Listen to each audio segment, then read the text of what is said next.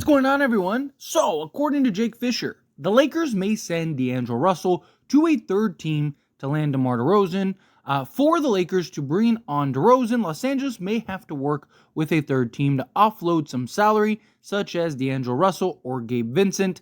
The Nets have been open to welcoming Russell back to Barclays Center since the past trade deadline. So, the thought process is here that the Lakers would work out a sign and trade for DeMar DeRozan, with the Brooklyn Nets getting D'Angelo Russell. It's been reported, even Anthony Irwin, I think it was earlier today, even brought up and mentioned the possibility of D'Angelo Russell going to the Brooklyn Nets.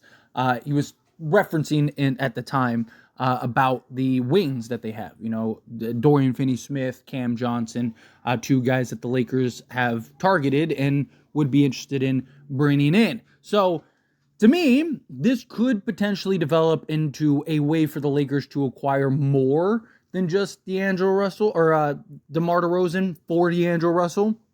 They may be able to even get maybe a couple pieces from the Brooklyn Nets and kind of work out this trade to where each party is kind of happy. Maybe Chicago, they're getting, some assets, right? Like you just saw with Klay Thompson, right? Working out a trade. He ends up going. They get 2 second-round picks for compensation. Third team gets the player. So maybe they could work something like that out where Chicago, they're basically getting something for DeMar. Maybe they're clearing off a guy or something. And, Brooklyn's getting D'Angelo Russell. Maybe, the Lakers are even throwing in a Jalen Hood-Schifino or something like that to kind of work it out. And a team like Brooklyn, maybe they're taking back multiple pieces. Maybe they're even taking back somebody like a Rui Hachimura and a D'Angelo Russell, and you're getting, DeMar DeRozan, depending on how much he signs for. But say you get DeMar DeRozan, maybe you get Dorian Finney-Smith and Cam Johnson, and you're giving up a first. And there's a lot of different possibilities and combinations in which you can create with this. So to me, as long as the Lakers come out with at least one of Cam Johnson and Dorian Finney-Smith, I'm happy, right? Like, if they could work out something with Brooklyn to where, because we could use a 3-and-D wing, and that's been a big problem the Lakers have. Like, you look at Rui, excellent offensively, terrible defensively. Jared Vanderbilt, incredible defensively, terrible offensively. So if you could get a guy that's kind of that balance, especially if you're going to go land DeMar DeRozan, like Cam Johnson would be perfect at that point, right? Because you could go and acquire DeMar DeRozan, bring in Cam Johnson, and now, you have like Reeves, DeMar, Johnson, LeBron, and AD. Now we're cooking here, right? You got some shooting, got some defense, got multiple guys that can put the ball on the floor and create for themselves, right? This would really, in my opinion, put the Lakers back into the conversation. Because obviously you have LeBron and AD, but then on top of that, you have a legit 3-and-D guy that can defend multiple positions in a Johnson. Austin Reeves is serviceable. DeMar DeRozan can be serviceable. You could even throw in like a Max Christie if you wanted to, right? Maybe have DeMar kind of play the point, or if you get Dorian Finney-Smith, maybe go big and kind of have it, you're positionless, right? You can line them up however you want, right? You could have DeMar be the point or LeBron be the point, but he's really slotting at the 4.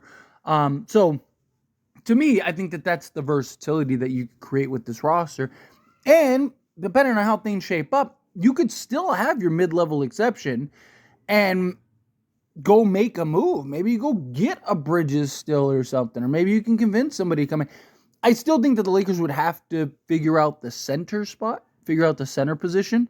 And also the Lakers, they need to unload as many pieces as they can because they'd have to give up multiple players because they have to, their roster's full, right? So even if they just get DeMar DeRozan, they still have to clear something up. So it would be D'Lo and probably a couple pieces to unloading and get off of guys, right? So if you can kind of work it to where, you can acquire maybe the DeMar from Chicago and then a piece from Brooklyn.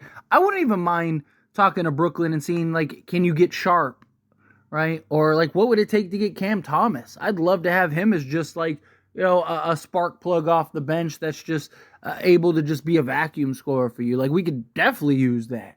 right? You start getting these like little pieces and you start tallying them up and you go, okay, like now the Lakers are solid, right? Like now we're back into the conversation. But to me, more than anything, obviously the big prize is DeMar DeRozan. It's unfortunate. It sucks that the Lakers missed out on Klay Thompson. DeMar DeRozan, I know there's definitely concerns and questions about fit because primarily he's not a guy that shoots the three ball heavily. But I still fully believe that DeMar DeRozan will fit in seamlessly. I think he'll be fine. Now, Klay would be a much more better natural fit, and he's a guy that doesn't need the basketball. I mean, don't get me wrong, there are clear benefits to having Klay Thompson over DeMar DeRozan, but DeMar DeRozan's the better player, right? Give me the better player and let's go. DeMar DeRozan has is a real ceiling raiser for the Lakers. Klay Thompson likely makes us better, but the question is how much better, right? Like there's still questions and concerns with Klay. It's just the fit is like, oh, that should be perfect, right? He's playing alongside LeBron and AD getting wide open. DeMar DeRozan, he's going to have an easier time than he's ever had. Yes, he's a little more ISO heavy than, like say a D'Lo, guys like that. But you need those guys, right? Like, how did we lose, right? Like Jamal Murray isolating and just dominating us and picking us apart, right? Like we need a guy besides LeBron James that can isolate and pick people apart. Look at Boston. They have Jason Tatum and Jaylen Brown, right? Tatum and Brown can both isolate. Look at the Dallas Mavericks. They were like, they led the league in isolations. Luka was number 1 in the league in isolations. Kyrie Irving was number 4 in isolations. And they were in the conference finals because you saw like with the Lakers, they get stagnant on offense and they don't have a guy besides LeBron James that can just go get a bucket, right? DeMar DeRozan's a guy that can just go get a bucket. You can just hand him the basketball and say, hey, make something happen. And I got you, don't trip. And just go get you a bucket. You need those type of guys. Yes, we need shooters. Yes, we need pieces around us that can hit the outside shot and be able to play off ball and all that stuff. But DeMar is a guy that not only can go and get a bucket, but he's shown the ability to make plays. He's shown the ability to adapt. I mean, he's played alongside, Zach LaVine and Kobe White and, Vu and all these guys that needed the basketball and he was able to make it work and still go get you a 20. Right? He's a guy that I believe is going to get you a 20 plus a game. I think he'll take a ton of pressure off of LeBron, take a ton of pressure off Anthony Davis. I think, he's not your number 1, number 2 option. He's your number 3 option. Now you got Austin Reeves. Austin Reeves' biggest problem last year was he couldn't shoot. Right? Like, if he could just get back to being a reliable three-point shooter, well, then there's a 40% three-point shooter there. Go get a guy in, a Cam Johnson. There's another 40%. LeBron can shoot, if he can maintain that 40%, there's 40% three-point shooters there. DeMar DeRozan was 36% on catch-and-shoot threes. So there's another 36% that he can provide you on catch-and-shoot threes. You'll be fine. There's more to the game of basketball than just shooting threes. Right? Boston's the only team that has basically shot an ungodly amount of threes and won a championship. I mean, even the Warriors, as great of a three-point shooting team as they were, right? It wasn't their three-point shooting, it was their interior. It was their ability to use the three-point line to make it easier to get inside. The mid-range. DeMar DeRozan is one of the best mid-range players in the league. Right? I mean, he's up there. Like, there's very few that are better. Maybe Kawhi. Right? Like, there are very few guys that are better than DeMar DeRozan at the mid-range. The mid-range is so important come playoff time because all the teams pack the paint and try to protect the rim, and then they try to close out at the three-point line, right? Because they don't want to give up a wide open three. So everything in the middle is usually wide open. And look at the teams that advanced far. You have Kyrie and Luka, who love to operate in the mid-range.